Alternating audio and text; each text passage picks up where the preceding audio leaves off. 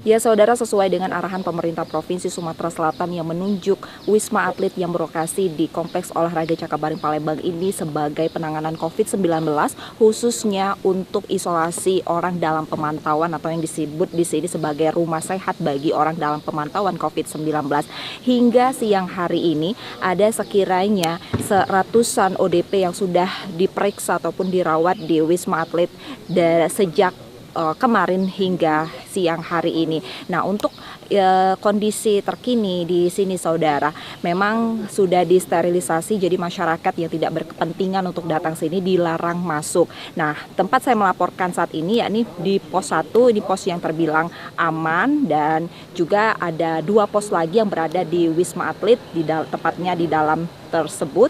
Nah, untuk ke sini kita memang melalui pos 1, pos 2 dan pos 3. Di sini akan dilakukan pemeriksaan. Nah, bagi ODP yang saat ini masih dirawat secara mandiri di rumah masing-masing, diimbau untuk segera datang di sini dengan membawa surat keterangan ataupun pemeriksaan dari Dinas Kesehatan setempat. Nantinya di sini akan disambut oleh tim medis apakah memang akan diisolasi di sini ataupun akan diisolasi secara mandiri.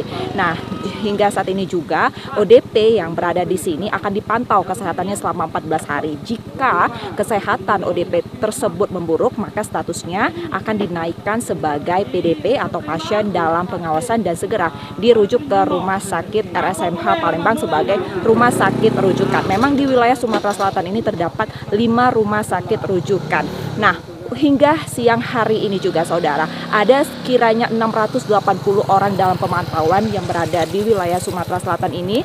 25 orang ini terdapat pasien dalam pengawasan yang dirawat di Rumah Sakit Muhammad Husin, dan 1 kasus ini terbaru dinyatakan positif yang saat ini sedang berada ataupun dirawat di RSMH Palembang. Reski Oktora, Muklas Diferensial, Kompas TV, Palembang.